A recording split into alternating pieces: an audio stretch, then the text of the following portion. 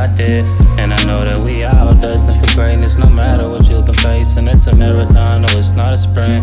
It's for all of the trials and tribulations. Just look at my mom made it. I said I was gonna change it, I did. And I know that we all destined for greatness, no matter what you've been facing. It's a marathon, no, it's not a sprint. Trying to change for the better, oh my city difference. From the mamas to the children, every one of us is gifted. Good evening, the back community. Thank you, as always, for staying involved. Thank you for staying engaged. Happy Black History Month. We are still celebrating. We are in the month of February, and as they said in my one of my favorite movies, the Above the Rim movie with Tupac, they can't erase who we were. So, happy Black History Month to you. And today's guest on the back community is someone that I handpicked to be on this episode because I knew that he was a man of the moment, a man that we needed to speak to help us to navigate some of the spaces that we're currently in. And he's a longtime friend of mine, a gentleman I met my freshman year in Charlotte, North Carolina, down at Johnson C. Smith University. And he's also my dean of Alpha Phi Alpha Fraternity Incorporated. So, without further ado, today's or tonight's guest on the Back Community Podcast is going to be my friend, my brother, Dr. Frederick Ingram. And Junior. oh, uh, Junior. So listen, I might just call you Junior the rest of the end of it. Dr. Frederick Ingram Jr. And I want to say thank you for being on the Back Community. I can't wait to dive into your story. There's so much to unpack. Author, man's been featured everywhere. Where you would like to be featured, from TEDx to TMZ. So that could be good and bad. But without further ado, on the Back Community, Dr. Frederick Ingram Jr. Appreciate that. Thanks, Ty. Appreciate the invite. Yeah, hey, listen, man. Thank you. Like I said, for affording me your time, and I look forward to diving into your story. And I always try to do my best to introduce everybody. You know, I also know that you are the assistant professor up there at Farley Dickinson, and you are now in Newark, New Jersey. For those of you guys who are watching or whether you're listening in, I can never stay up with where Fred is at in the world. So they're talking about where is Waldo. I'd be like, where is Fred? You're like, man, I'm in Texas. I'm in New York. So now I'm up in Newark, New Jersey. Dr. Ingram, I want to give you the opportunity to just educate our audience about who you are and what it is that you do. That's my first question for you on the back community. For sure, Dr. Frederick Engram Jr. Who am I? I feel like that's a multifaceted question because I think there are different versions of us, right? Like I think there are the parts that like my family knows and probably recognizes the most. And then there are the parts of me that like my friends from high school know. There's a part of me that my friends from college know, that my colleagues know, and stuff like that. But I think who I am is still true to all of those parts, right? And I think the intersections of me are what make me who I am. I'm still funny as hell, although I'm serious at the same time, right? Like I find moments to definitely experience joy and amid all the chaos. But I think I was born to be a disruptor. I think that my mom would 1000% agree with that. My aunties, uncles, my father, everybody would absolutely agree with that. Like I was born a resistor in a lot of ways. Anytime something was wrong and I thought it was wrong, I felt that it was wrong, I was saying something about it. And then I think I'm also creative, right? I feel like I'm an artist. I feel like I'm imaginative in a lot of different ways. Like I feel like my background and how I grew up, performing art schools and all of that played a lot in the way that I saw the world, the way that I was able to create within the world, even the way that I wrote the book, right? Like tying it back to the arts, right? So I feel like there were different things. But I also think it's funny is that there were people who went to college with me that did not go to high school with me that didn't know that I was in the arts unless they were like close enough to me, right? There were folks who I went to college with that like didn't know that I could sing and play instruments, right? So I feel like there were different parts of me that I shared when I felt they were necessary or if I felt I was comfortable enough to provide that. So I feel like depending on who you are and when we met in my life determines like what you probably remember about me, right? Even me as an athlete, right? Even those parts, right? Like first, like, yeah, man, I was two-sport athlete, right? So even all of those parts that like folks who knew me at different points would be, well, absolutely, that's what he did. And then other folks who had no idea. So yeah. I remember racing you. I just remember being faster than you. I'm joking. I'm slow as molasses. So I was kidding people out there. I'm slow as molasses. But yeah, man, there was so much that you just mentioned that I did not know. One, I did not know that you played an instrument. And I think one of my most heartfelt conversations I had with you was relatively recently at homecoming, right? And I think that that was when you started to unpack Yeah. a lot about your experience, about blackness, about different shades of blackness. And I had never heard that from you. And I was just like, man, this is like one of the deepest conversations that I've ever had with Fred. And I really appreciated it. But Yeah. before I get too far down the line, we're going to be talking about Fred's first book, his first baby, Black Liberation Through Action and Resistance Move. So you're going to hear this book referenced several times throughout today's interview, and I have some questions from out of the book that I really wanted to ask him, and I couldn't wait to get him on here. But I have to start off with this. Was writing always in your future? Was it something that you endeavored to do? What was it that made you want to put this particular body of work together when you did? That's a really good question, Ty. So I feel like I've always written well. So I did know that, right? Like I knew that I also had like a creative way that I like to write. Like I'm very intentional, like with my scholarship, and my scholarship is Black and it's for Black people.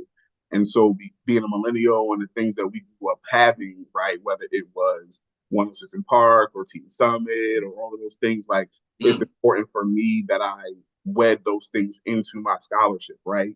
Because I feel like that's important. It gives us very specific and very intentional perspective on like where I'm coming from and my understanding of particular things. And I feel like it makes it more relatable to like our people. One of the things that I learned in grad school, my mentor, my dissertation chair said this to me is like when you write, like people like to write big words and want to sound all smart and all of that. And that's cool if you can do that. But you're not really a good writer if you cannot also like break it down to the most basic level. He always told me to like write so that way a grandmother in another country could understand what you're trying to say. And mm, so I think all of those things molded together definitely play a part in how I write. But I feel like, I mean, as a professor and as a scholar, like we have to write, we have to publish, but like I'm super intentional about where I place my work and how I place that work and what that work does. Like I've had pieces that bring in a different world, which is like very transformative for us as millennials, right? 80s babies, 90s kids, 2000s college students, and how that shaped that. Like one of my favorite artists is Brandy, so she's in a piece, right? I write about that. mm, The book uses all Black songs of liberation, so I have always tied different pieces of that in. But this book really came out of, man, I'm sick of these people lying.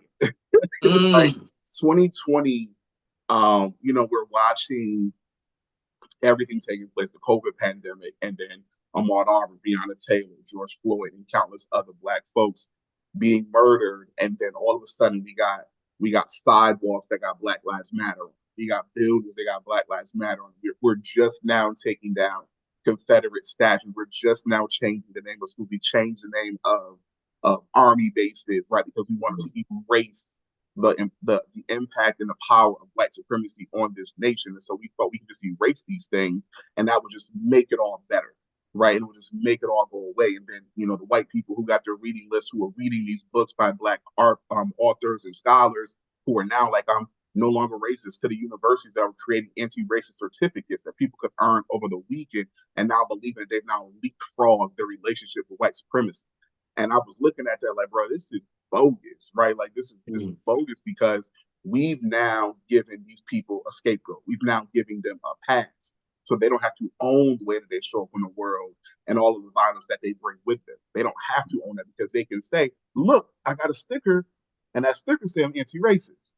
Right? I mm. read this book, and this book told me that white people aren't the only people that could be racist. So that gave them a justification to be able to continue to act like they did. But there's a piece that I read that talks about the anti-racist racists, the people who then use the scholarship that we create, who use our works, and then take it and turn it around on us in an effort to continue to be racist. And so those were the things that made me like, okay, I'm tired of the feel good books. I want to tell the truth. And this is specifically for my comrades, my peers, right? And specifically for the people who raised us, the people that we raised, and the white people that want to be in the struggle with us. That's who I'm talking to.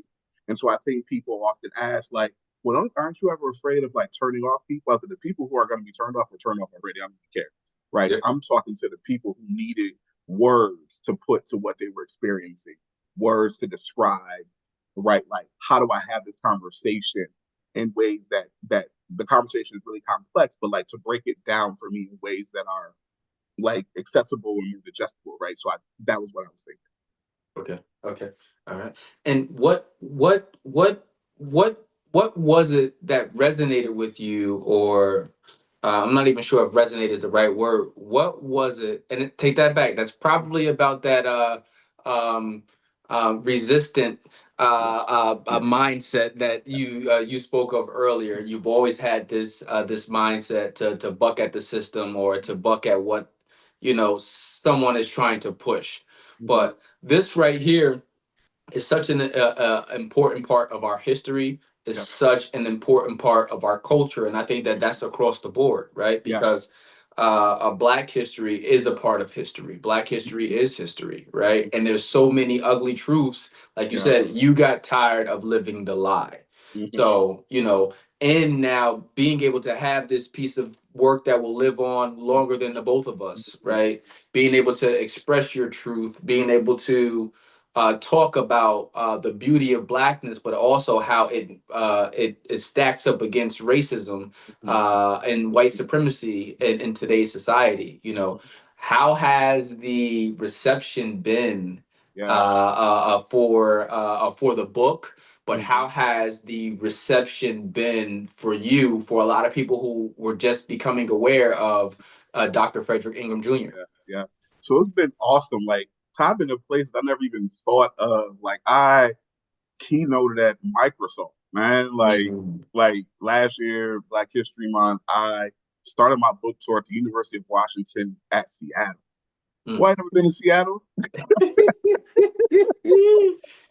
You know what I'm saying? And like there, and a few other schools in the area, HBCUs that were rivals with.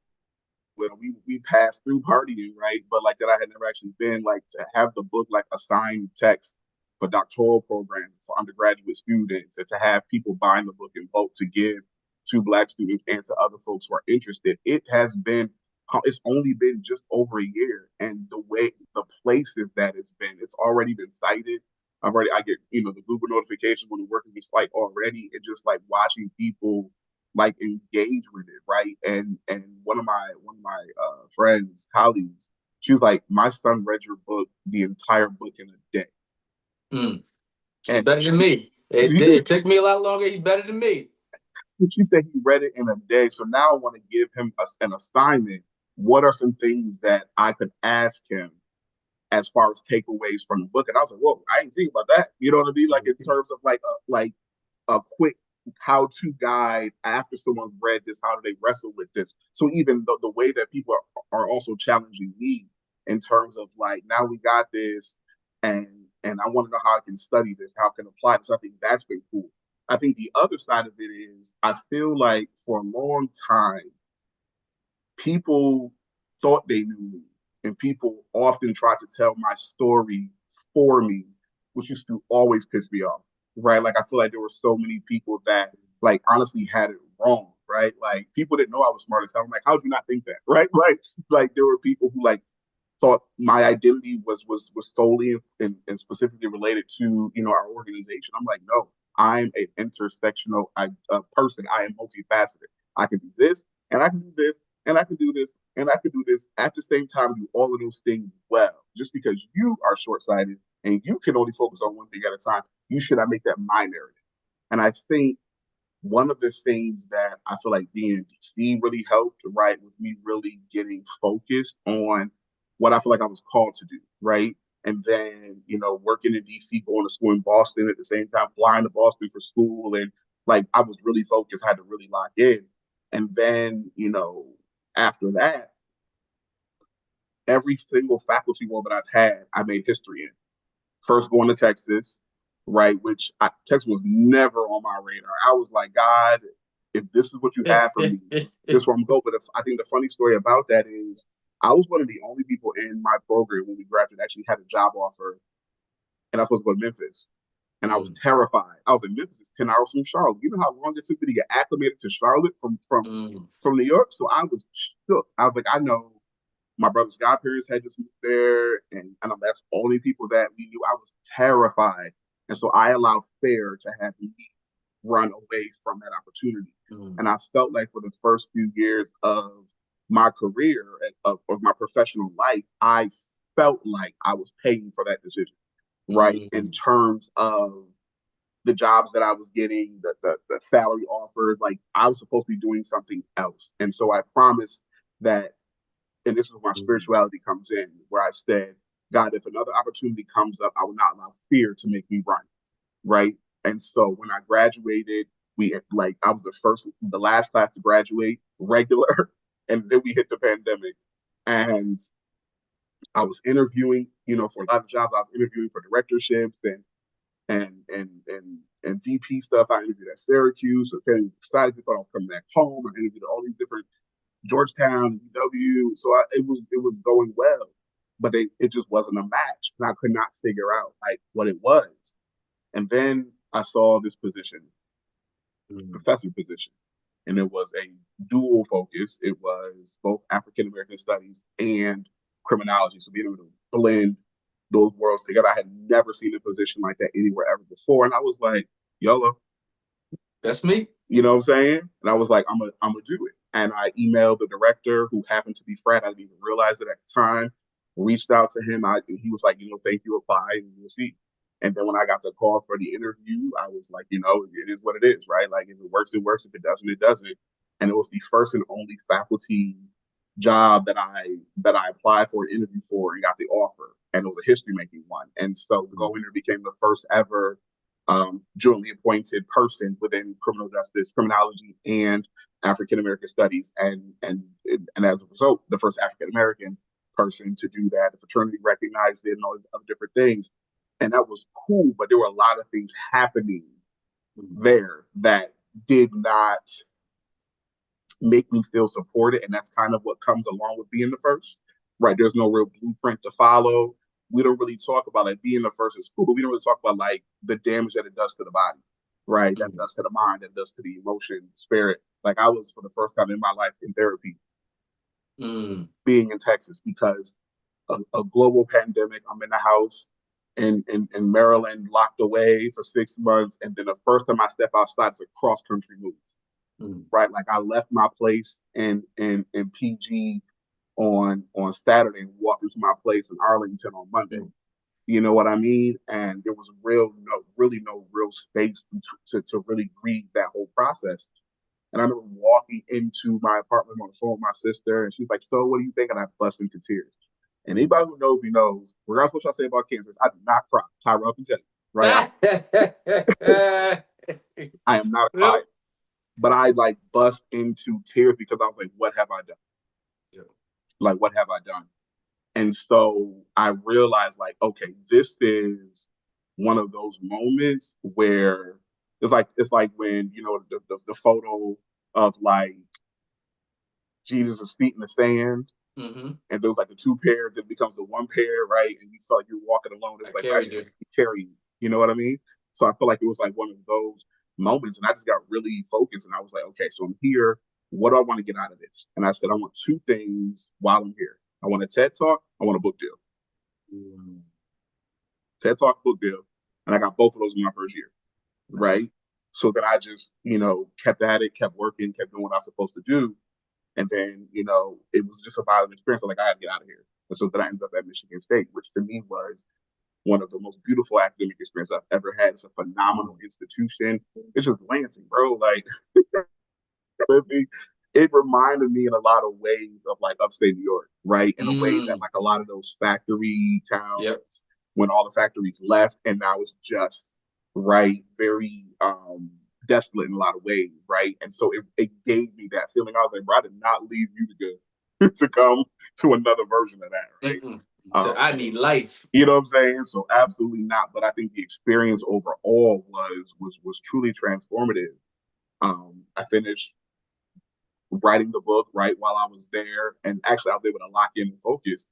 And then I started my pre-launch book tour, and I did all of that there. Then we had the shooting, right? So we got a mass shooting, we got a shooting that takes place like in my people don't know, it was like in the building that I worked in, right? Like the view of it was where my office window is, right? And so I literally had just got back in town when all this was going on. So I was even on campus, thankfully, but like all of that's taking place. So like all of these very traumatic things happened: global pandemic, the murder of black folks, a mass shooting, like all of the worst parts of the country, like Mm. happening and being directly impacted by those things, right?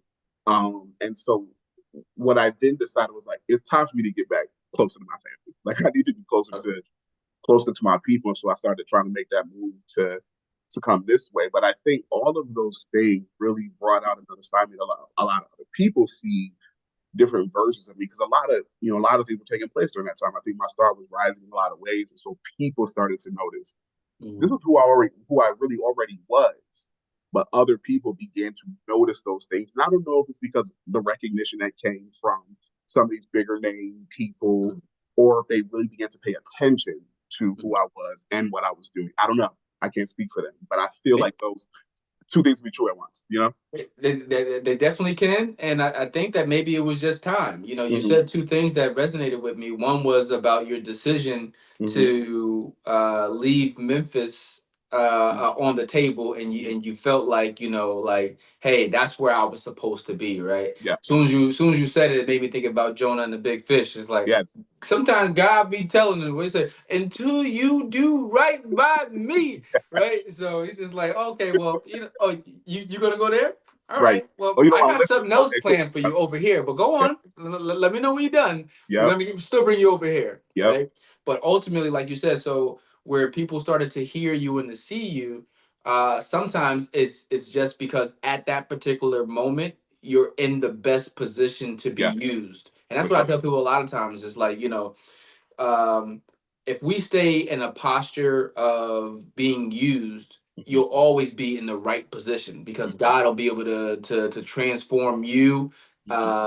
into what He needs you to be in that moment. But so many times we got our own plans, For our sure. own visions, and just like, Mm-hmm. yeah, listen, I got this. But Oh, yeah. so when Just like everything the whole, aligns, it's just just like authentic. the whole one law school thing, right? Like all Mm, of that, right? Like it was, yeah, this is what I'm doing. It was what my grandfather who just passed wanted me to do. It was what the family said I should do. It was that resistance spirit. It was like you should mm, be a lawyer. Like that just mm. makes the most sense. And I was chasing that dream, and I was chasing that dream for everybody else. Yep. And when I Yep. realized like this is actually not my dream, right? And I focused on what I felt like I was supposed to be doing, I feel like everything just aligned. You know what I mean? Like everything just began to like fall into place, and everything just began to kind of make sense. And I Mm. think that when I tell people all the time, I was like, you can't live for other people, right? You can only live for yourself. They got their own lives to live, right? If that's their dream, they should go chase Let me see. And you made me think about also 2020, how pivotal it was. Like you talked about everything that was going on with George Floyd in the world at the time, and then also being hit with a global pandemic, right? That was the same catalyst it. in a lot of ways for me to go ahead and get back into community work. Yeah, Because when I left New York, yeah. I remember having this conversation with God. Like, I'm like, listen, I've been working with youth my entire life. It's just I like mean, right. maybe, yeah. Listen, I'm like, it's got to be something different. I was like, okay, I moved from New York. I'm in Maryland now. Mm-hmm, I'm gonna sit. I'm not gonna do anything. Right. I'm gonna wait until you tell me something else to do. And it wasn't until 2020 happened that I felt like, okay, this is it. And it was just like there was so much going on in the world. And I just remember driving home from Costco one day, and I'm listening to J. Cole's "Snow on the Bluff," and he's just talking about how, black celebrities should do more, mm-hmm. right? We should be involved in doing more. But he was just like, if I'm being honest, I don't know how, right? There's so many other people out here that are educated in the area. And he was speaking to a woman in Chicago, but he was just like, sister, he says, I'm not going to combat with you. You're right. He's just like, you know more about it than I do. So why not educate me so that I can help? I can use my platform to better help. But my takeaway from that experience was also, Tyrell, well, what is it that you can do to get back in? And I'm like, listen, I know everybody from everybody. So rather than focusing in on all the negative, and Fred beats me up about this all the time because, I try to stay in the positive lane. And I said, rather than focusing on all of the negatives in the world, I wanted to create a platform and an opportunity to highlight so many of the positive stories and the positive people that are going on. And it's not to erase the negative, but it's to combat it and say, hey, it's not, we actually got more, positive people out here in the world, but, negativity sells, negativity is interesting, and it's exciting sometimes, I watch fight videos all day. That's my wife be like, what is wrong with I'm you? delivered from that, but I used to do that. Listen, that is mine. That is mine. But let me see, man. I do want to ask you a question in reading the book, and it was something that I knew that I needed to ask you. But actually, you know what? Before I even ask that question, I have to ask because it feels like I'm tiptoeing around this one issue. Right now, the United States has been under attack, under a particular word, or for a particular word, DEIA, right? A lot of people leave off the A all the time and they say DEI, right? But if you look at how DEI is being attacked, and how people say that it really correlates to not everyone else who is all encompassed under DEIA, like I said, because A is often left off. But how has seeing the partners who decided to partner up on different DEIA initiatives, how has the ultimate executive order started to change some of the areas that you work in and the spaces that you work on and the people that you cover through all of your work? So it's a really good question. So I think a few things. This is going to be an unpopular opinion for people who don't know. And it's going to be a well, duh, for folks who do. DEI was never for us. It was never about us. It was for and about white people and their bad behavior, right? Like it was the same reason why we have affirmative action. It was white people deciding that not non-white people did not deserve to be in a space, regardless of how great they were, no matter how much they achieved, that they were not deserving of being in a space solely because they were not white. It wasn't that we were undereducated or that we needed someone to open the door for us to give us, a step stool, that we didn't have to achieve things. We were already taught this very problematic thing, which is twice as good. You got to work twice as hard to go twice as far, which is super problematic, and I thoroughly hate it. But we were taught that as a way to survive this very white world that did not allow us to exist, just being mediocre in the ways that they are allowed to be mediocre. So DEI came about in a lot of performative ways that said, okay, we're going to do this. We're tired of people protesting. We're tired of people, right, hitting us in the pocket. So we're going to create this thing. And so when I often go into conversations, it was always interesting when I'm a part of, like, I remember I was a part of this year-long training when I was at America. It was like a year-long thing about learning about DEI and inclusive this and inclusive that and all these different things. And we were really there to get people to understand how to talk to each other and how to not use the way that people look and how they present as means of making assumptions about them. We were really there to teach white people how to behave, right? And we were using people of color and people of different identities to be able to do this teaching. Well, white people ain't picking up on the fact that this is for y'all, right? And so it became a moniker for us. It became a fix to us that it was this thing that we were rallying for and this thing that we need. Is like, no, we just need y'all to stop hating on us. We need y'all to stop moving the goalposts. We meet and exceed the most basic qualifications, right? We need you to stop moving them once we can now enter into said space. And so DEI did that. Affirmative action did that. But these mediocre white people took that to mean that we were taking space that we are, in fact, did not earn, which is laughable, right? So, and looking at that and the way that it's been attacked now, for me, I'm like, well, it is what it is. Now they have to stand on what they're saying. If Mm. you're doing merit, say less. Let's do merit. Let's do merit. But then you watch the lies come because you just fired a 4 or 5-star general who met that to hire a friend of yours who meets none of those things. So it wasn't even about merit. It is about reminding Black people who we are in this country will always be subjugative to whiteness. Is always reminding white women specifically that you will always be subjugative to patriarchy and patriarchal ideologies. And thinking about how this is affecting my work, I told my mom this recently. I said, every December, I can expect an email, right? People will first start snooping on my LinkedIn and do all of that. And then I will expect an email from a Fortune 500 company or somebody. It has not failed in the last 5 or 6 years that there is somebody in my inbox wanting me for keynotes. The colleges, the universities, organizations, everything. Dry this year. Absolutely nothing from anybody. Last year, I was on a whole tour, right? I was at keynote for Microsoft for Black History Month. And then a year later, crickets. That's just how much it has shifted. And now I'm not hurt by this, right? But it further emphasizes the point that I've been making the whole time. All of it was performative.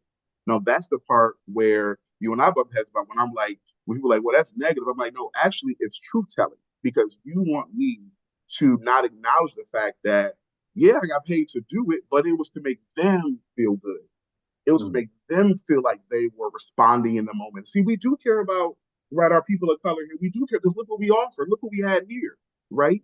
But the reality of it is like if they were not already deeply committed to those things, this executive order was not going to shift anything because now we can't call it that, but we're still doing the work. But the number of organizations and institutions who are literally running away from responsibility, and some of them voluntarily, because the reality of it is the president don't have legal legislative authority and power. He doesn't have that. So these executive orders are just that, orders, right? Now, when people start voluntarily complying with them, now we got an issue, right? Because all of these things are being held up by litigation across all the states. These things aren't even happening, but universities and organizations have already started gutting whole Black student unions, gutting whole African American studies programs, gutting initiatives aimed at giving Black students a chance, gutting the 1890 project that allowed for Black students studying agriculture at HBCUs to go on full rides. These things happen as a result of people jumping up ahead of an actual legal decision, right, to comply with whiteness and white supremacy. And I think the rage behind it for me is we've been saying it for years. We've been sounding the alarms, and people thought we were being negative. Like, here y'all go again with that. Oh God, here you come, party pooper, right? But we've been trying to save y'all lives. We've been trying to make folks aware of like what is taking place and like what to do. When the viral thing that I said, y'all don't hate white supremacy enough for me, like it was catchy, but it was the truth. Because so much of this folks don't understand that at the root of this is anti-Blackness. At the root of this is sexism. At the root of this is all of these things that are allowing for these decisions to take place and a lot of these orders to come about. And y'all are stuck. They thought DEI equaled Black. They didn't think that it meant veterans. They didn't think that it meant disabled people. They didn't think that it meant white women. They didn't think that it meant poor white people. They were not aware that all of these sitting in were on the backs of Black people, right? And I think now people are having their FAFO moment. And now it's like, oh, come together. Oh, we got to come get involved. We like, nah, we good. Y'all take care of it. Because we've been doing the fighting. We fought, which is how you got those amendments and accommodations in the first place. And y'all let us stand out there by ourselves. And now you realize that it also directly impacts you. And we decided we're not participating in it. Y'all got it. And now folks don't know what to do. Yeah, it's a very telling and revealing time. Yeah. Right. But in that, ultimately, like you always get to see the true content of a person's character in moments like this, right? And so I love it when a person tells me who they are, right? Because I got to guess, right? When I speak time, a lot of people always like, do you hate white people? I'm like, nah, I hate whiteness though. But also, more importantly, I was like, the reason why I never feel that I need a caveat, right? I Mm. never feel like I need a disclaimer is because I grew up, right? I went to a high school that had 26 different spoken languages in my high school. I went to school with cultures and ethnicities that people never even heard of, right? And among them existed some solid white folks that Yep. grew up right alongside us. Like Yep. I have a classmate who I always talk about, Derek, who's been fighting against fascism as long as I can remember. He's been team punching Nazi in the mouth since forever. And I'm like, because I knew these people since I was a kid, because I grew up with them, I'm like, this is why I don't feel like it's my job to explain to white people what they should be doing. Because there's white people out here who already knew their entire lives. Go talk to them, Yep. right? There are people who have grown up just like we did, recognizing that being white centered, being a white supremacist was not it.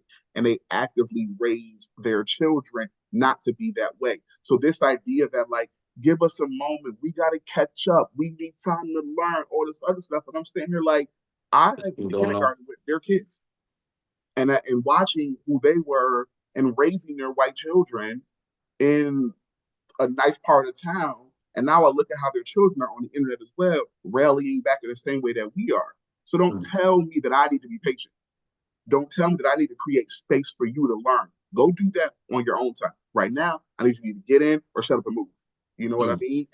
And so folks look at that like, oh, that's so aggressive. And I'm like, is it though?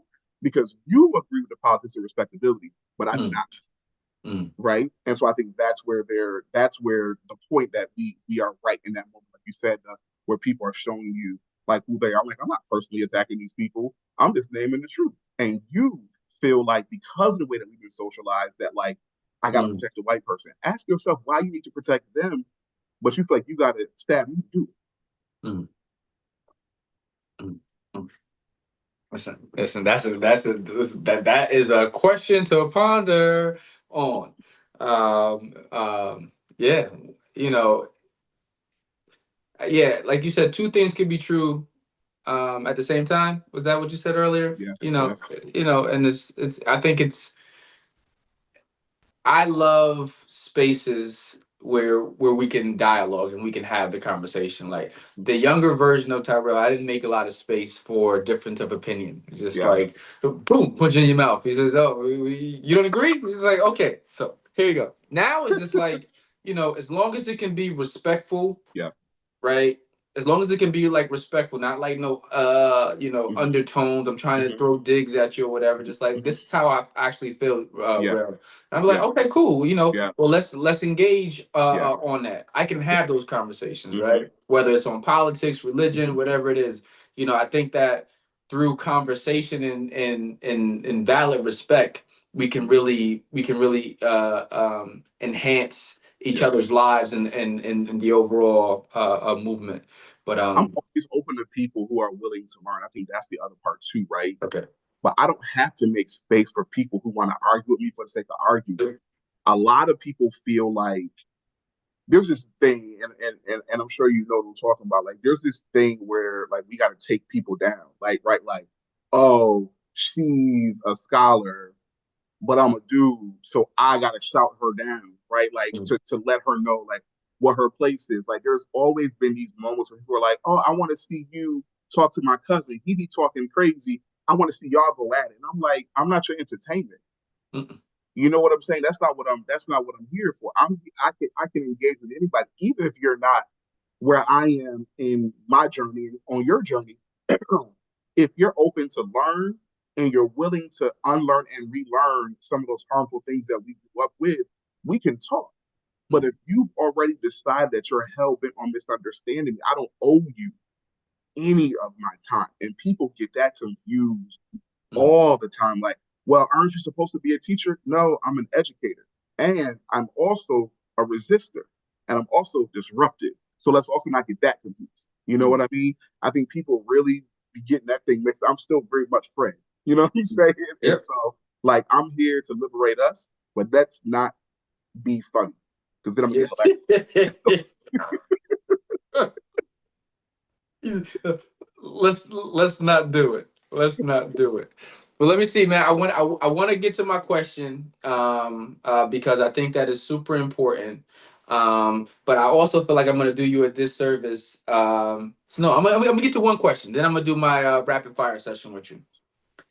First question, actually, not even a question. One of the things that resonated with me in your book, which is what I'm going to read from directly, Black Liberation Through Action and Resistance, Move, right? And there's a part in it that I really wanted to talk to you about, and it says, white supremacy does not just kill us in the streets with a firearm held by police. White supremacy also kills us in the classroom, in the workplace, at the doctor's office, and in the supermarket. When you wrote that, in Glory, what did those words mean to you, and why do you think it was so important to put it in your book? Because as I often say, like I don't feel like we really understand white supremacy, which is why we don't hate it, right? And I that was my way of like explaining to people all the ways that white supremacy shows up and all the ways that it intends to murder us, our spirits, our bodies, our souls, our minds, all of those things. When I talk about the grocery store, I'm talking about like the lack of access. I'm talking about food deserts for people who don't have adequate access to get actual healthy food. I'm talking about the doctor's office where they misdiagnose Black folks or they refuse to listen to Black women. And that's why we have a 400% rate of Black women who die during childbirth. I'm talking about in school where white teachers murder the spirits of Black children, murder their creative sides, murder the ways that they think artistically because they are not culturally competent enough to be able to understand how to relate to these kids. So instead of them doing some unlearning and relearning, they rather kill this child's possibility them Mm. assimilate, right? So in thinking about all of that, that's the core of what I was trying to get to. Okay.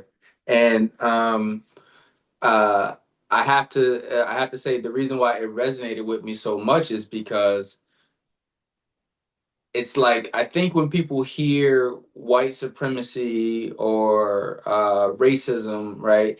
They always expect it to look or to come a certain way. Like it's supposed to come with aggression or like, oh, that's what it is. But there are these, what do you call them? Microaggressions. There are these, They're more subtle, yeah. yeah, more subtle Mhm. ways of it. And when you said it, it's at the supermarket. It's at all of these places. It was just like it really is. And it's just like if you've experienced it, and I know that I have, right? If you've experienced it, you realize that, hey, you know what? This is going on in real time, and how do I respond to it?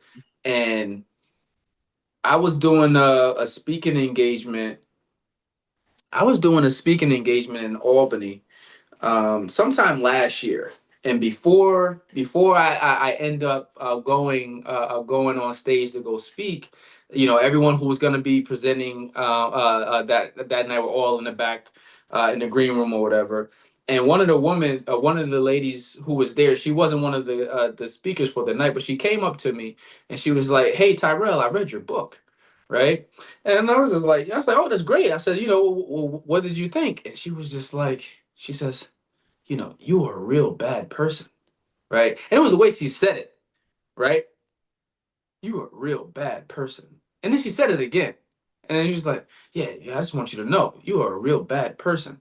Now, mind you, I'm how old am I now? I'm 41 at this point, Mm. right? And I'm just like, listen, so I'm like, well, where are you going with this? Yeah. Right? Because if you read the book in its full entirety, right, it'll talk about my experiences early, but it'll also talk about how, I've transitioned from where I was to where I am. And even Right. when I was experiencing what I was experiencing, I still wasn't 100% that. Correct. But I realized where she was going because she was saying that my experience is about being in the streets, being in gangs, selling Mhm. drugs, or Mhm. being with multiple women. She was calling me bad for that, right? Mhm. But she was just labeling it.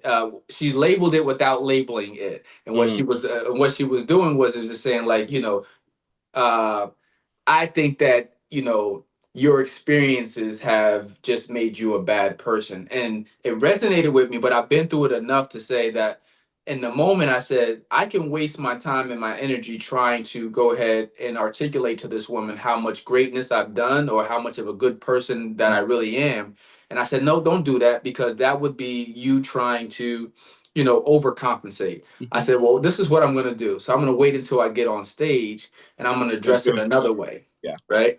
So I got on stage, and what I did was, and speaking to the audience, this was my introduction to the audience. It was, you know it's a room full of some black, but it's mostly white, right? And Mhm. I'm in there and I'm just like, I'm specifically supposed to be here tonight, Yeah. right? It was just like, because we were in the Arbor Hill community where I grew up at, right? And I'm just like, I'm supposed to be here because all of the things that you guys typically hear, about the young men and women that come out of these communities, right? I'm going to be the prime example of what we can be, Right. right?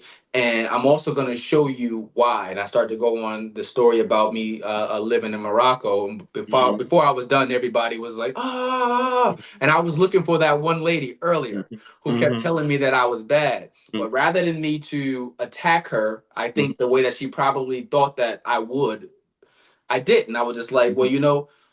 I'm going to show you through this moment why, one, you shouldn't say the things that you're saying, Yeah. with the undertone that I know It's what you're coming. saying there, right? Yeah. And it's just like, I'm so much better than that. So let me broadcast myself in a better way. And I think getting a standing ovation from the crowd and the audience probably hit that young lady more than if I could have bucked back at her like, "What you Yeah. trying to say to me?" Yeah. Yeah. Blah, Yeah. blah, blah. So so I said all that to say that you have these microaggressions, you have all of this in a way. And when I read it in your book, it was just saying how subtle it Mhm. happens. Mhm. And if you're not really paying attention, or if you don't really know, if you're not really aware, Mhm. you can't really call it for what it is. Yeah. We often, as a people, like to rationalize our experiences. Even microaggressions is still racism, right? And we call it microaggression because it's like a lighter dose of Mm, racism or a lighter dose of anti-blackness, but it still stings nonetheless. And I'm glad that you didn't give her that, because when I watch people, for example, when the black culture, the African American culture, when black people in general are berated, talked down to, etc., the first thing we want to do is explain ourselves or prove.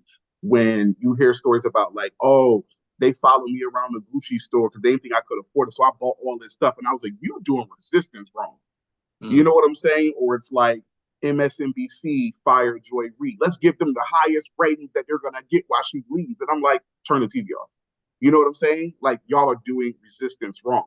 There is something innate in us that still makes us desirous of white approval, right? mm, But I'm always sitting with what Toni Morrison said to us when she talked about, like, they told you your head shaped funny, so you try to explain that. They told you had no culture. They told you had no language. They told you had no community, and you try to explain and rationalize that for them.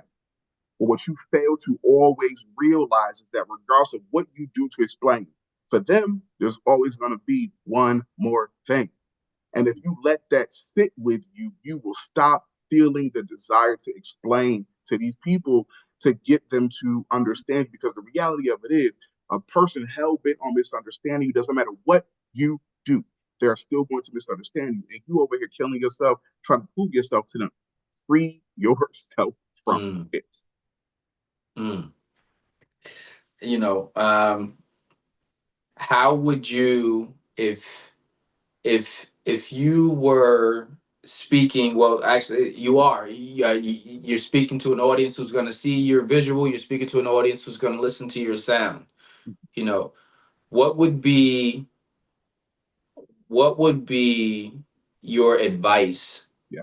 um to encourage someone else to free themselves Yeah. in those spaces, right? So when I was on Zena's show recently, I talked about this paddle that I have that sits across from my desk that has "Be Intentional" on it, Mm, right?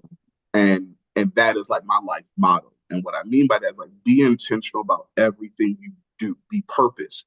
in everything you do. And one of those things is be intentional about learning your history and why you don't need explanation. Be intentional about learning about the ways that we've been socialized into behaviors, into genders, into racialized identities, into red line communities, how all of these things have been created to force us to show up and come out a particular kind of way that is digestible for whiteness. And any and every time you reject it, you are the bad person. They call you the bad person. The number of times that I was called bad because I simply would not go. I would not go into submission. I would not go into the visions that they had of me. So that made me bad. No, I knew better for me and for myself, even as a kid, that is not for me and that's not what you're going to make me do. And so if you force me to do something that I know is wrong, I'm resisting, I'm bucking back.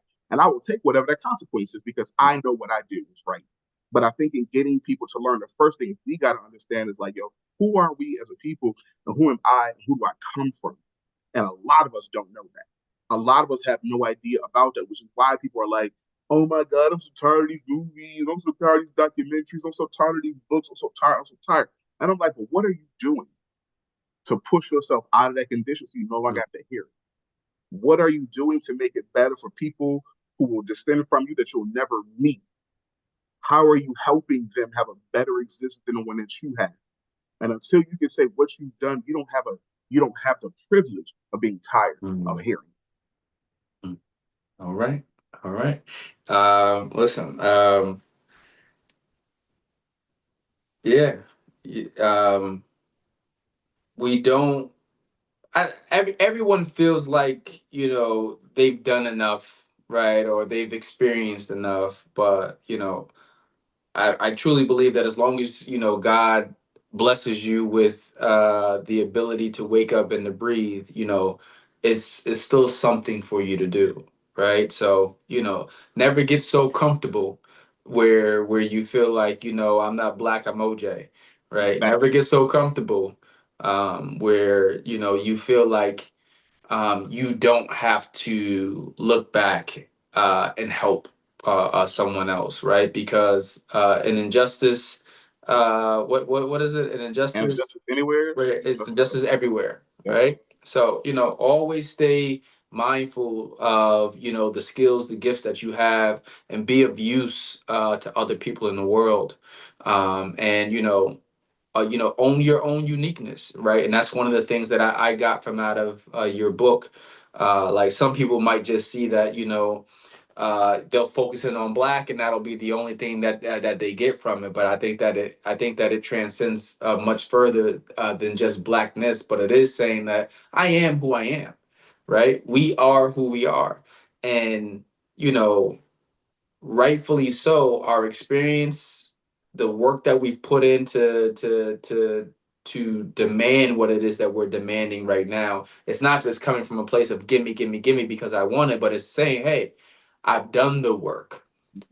I am the representation that you've asked me to be, Mhm. right? And I'm now comfortable enough to show up as my authentic self. So I love this version of you, right? Because like I said, to even hear about you playing instruments, to see your journey embodying a new organization that you are a part of now too, right? And to see your journey throughout education, to be from American to Michigan to Farley Dickinson. Did I say it right? Farley Dickinson? Fairly. I can never say it. Fairleigh Dickinson. You Yeah. know, you've been everywhere. And I think that as you continue to move, I'm going to use your word, right? You know, uh, you are continuing to expand on who Dr. Engram is as a person, Dr. Engram Jr. is as a person, right? And I love this aspect of you and who you are choosing to showcase to the world who you are. And I think that's why your presence is needed. I think that's why, you know, in today's world of 2025, right? You might get a lot of slack from people who probably weren't going to give you the time of day to understand who you were anyway. But for those who are truly looking to understand and saying, hey, you know, me being say that I'm pro-black doesn't mean that, I'm against you, right? But it is saying that I am pro-black, and I should be able to do that without Yeah. it being, an attack on the other, right? So, What's- and anywho, I was pleasantly blown away. I do got to ask this too. Why? Because when I first got it, I thought that it was I love books. I love to read anyway. So I thought that it was gonna be like a story. I'm always ready to jump into a story, and I seen that it was a collection, of essays or journals. What was it about these pieces? I love the musical reference that you did with yours. I did something similar in mine too. Every chapter is related to something on music, but Yeah. um, yeah.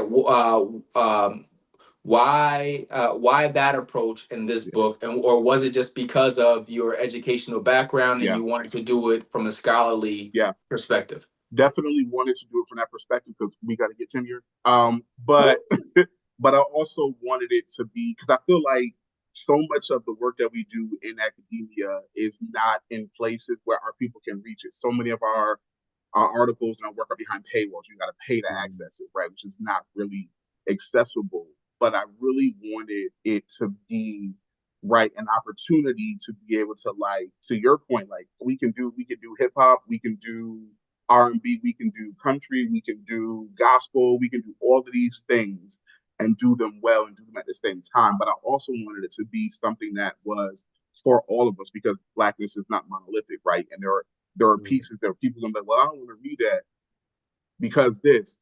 Oh, that's my favorite song by Kendrick, Mm. right? That's my favorite song by Beyonce. That's my favorite song by Nina Simone. That's my favorite song by, Cynthia Erivo, right? And so now because of that, I'm gonna do this and I'm gonna listen to it and I'm gonna give it an opportunity. But it was also an opportunity for me to teach history, to teach us about things that people didn't know about Sarah Martin, right? Like a lot of folks ain't never heard her story, right? Folks didn't know even my own journey through anti-blackness that started when I was a kid, right? And those little different experiences that I had, right, through my own journey. So those pieces, I think, also makes it real, right? I think in times when we tell it from like characters and the story, it makes it further away from us, right? So it allows us to still not really see ourselves in it. But if it's someone that you know, someone you've hugged, broke bread with, seen, been around, right? It makes it closer to you. It makes it more proximal. You know what I mean? And I feel like it makes it more real and authentic. Gotcha. Gotcha. Gotcha. Well, listen, I have to ask you this question because if I let you go, this will be my final question before I let you go. In 5 seasons, I asked everyone the same question that is on this podcast, and I don't want to run this back and be like, man, I didn't ask Dr. Engram this question, but when you think of the word success, as a professor, as a son, as a black man, as a human being, Yeah. right? As an author, I'm thinking of all of these Yeah. titles that I know that you wear. But when you think of the word success, Mhm. how would you define success? What does success look like for you? So interesting thing, and I've actually probably more so started sharing a little bit more about my familial history. But when I think about that, I think about the dream of my great great grandfather Fletcher and what he intended for the family. So my family has legacy at Del State. My great grandmother, sisters, countless relatives have attended Delaware State.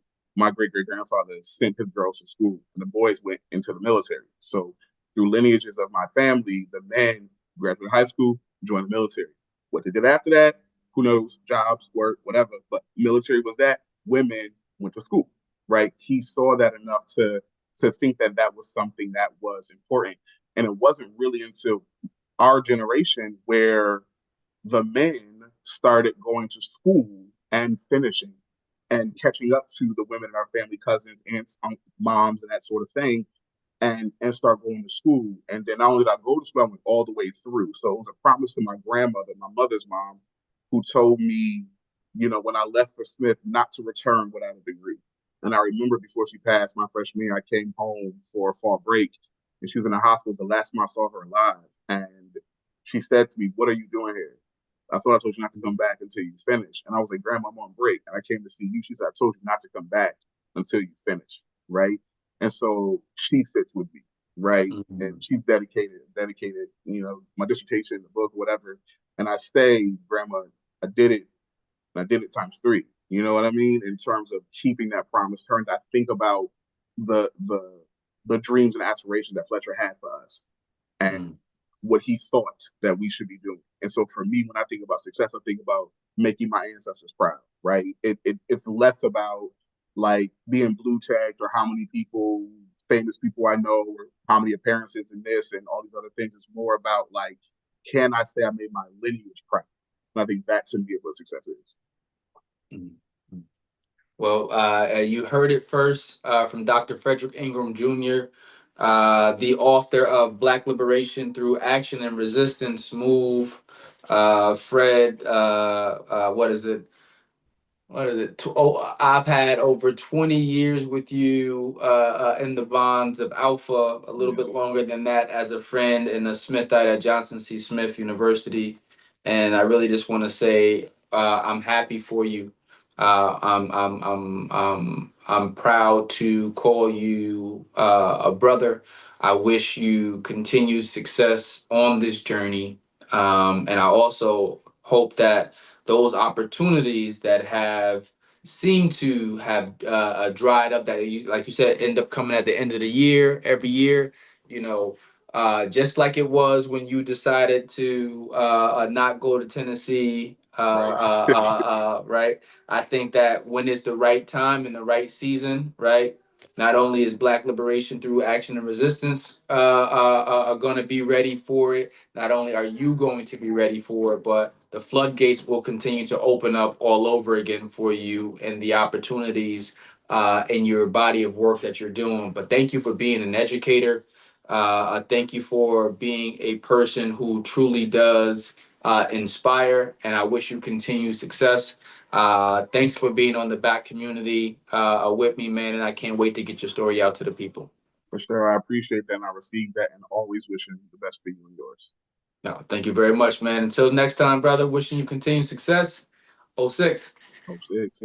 It's for all of the trials and tribulations. Just look at my mom made it. I said I was gonna change it, I did. And I know that we all destined for greatness, no matter what you've been facing. It's a marathon, no, it's not a sprint. It's for all of the trials and tribulations. Just look at my mom made it. I said I was gonna change it, I did. And I know that we all destined for greatness, no matter what you've been facing. It's a marathon, no, it's not a sprint. Trying to change for the better, oh my city, see the difference. From the mamas to the children, every one of us is gifted. It don't matter where you from or where you going, we all in it. Might as well just spread the love instead of hating, just uplift 'em.